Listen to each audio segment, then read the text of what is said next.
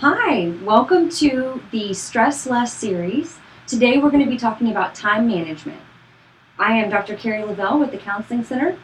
And I'm Sonia Redwine with Student Health Services. Yeah, and so we're going to talk to you, like Carrie mentioned, about time management and,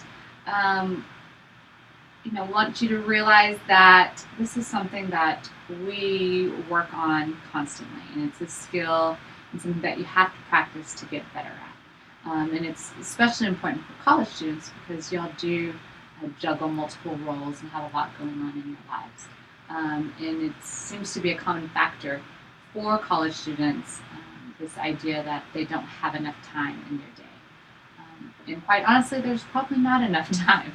24 hours is just not enough time to eat, sleep, and study and go to class and work and do fun things too. So today what we're going to be talking to you mainly about is just how to prioritize, give you a couple of tools that might be helpful for you, and some resources that you can access later on. One of the things that we're going to talk to you about today is this concept of, it's this little matrix, and in it you have urgent, not urgent, you have important, not important.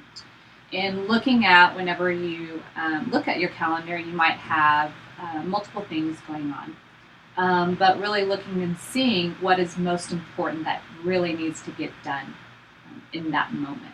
So using this matrix, you can kind of categorize. So say, for instance, you have a final at the end of this week.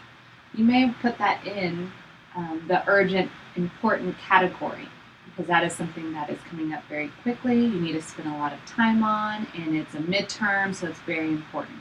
Whereas you may have a final paper that's due at the end of the semester. While that's important, it may not be urgent. So you would move that to that next box over. It's important to look at it and know that things shift constantly in this matrix. So again, once you get done with your midterm, then you can reshuffle and focus a little bit more on that final paper. And so it's nice that you can create this box on, at the end of your week or at the beginning of the week on your planner that you have, and write that in, and use a pencil and shift and know that even the non-urgent, non-important things like returning a phone call from a friend you haven't talked to in a while, at least you know where it's on there, so that eventually you can work your way down to the back list as well. Do you have anything you want to add to that, Karen? That's awesome. Okay. So now that we have an idea of how we might be able to prioritize and shift around the tasks, the many tasks that we all have in a week, here's another tool that you can use specifically related to organizing your time. This is a blank schedule that you'll have available as well as this matrix here. And this is a weekly schedule, Sunday through Saturday from 5 a.m. to 12 a.m. For those of you who go to bed that early, this will work just right for you. But your schedule might shift a little bit based on how early you get up or how late you go to sleep, that sort of thing. In general, this is a weekly schedule where you can map out how you're going to be spending your time. In this, you should write all mandatory obligations, class time. That's something that you should plan to attend. Work hours. Also in here is something that you need to do regarding self-care. Write in, schedule when you're going to shower, when you're going to eat, when you're going to sleep, really aiming for 7 to 9 hours per night.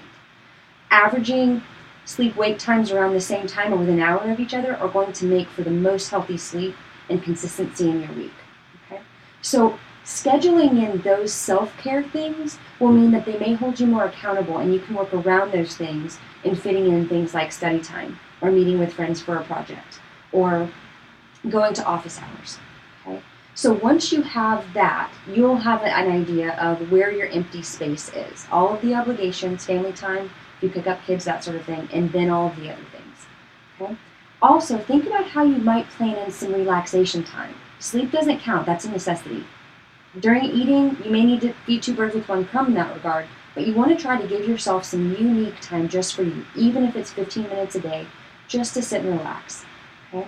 So once you schedule all that in, you'll have a better idea of what you need to do when. This may sound like, oh, I got that in the bag. You might map this out and try it for a week and see what kind of difference that makes for your week. The other thing that you can think about is once you get this figured out, how do you stick to it? That's one of the hardest things that will be a lifelong process for you. So there's this thing that we talk about in the business of psychology about contingencies, aka rewards. All right?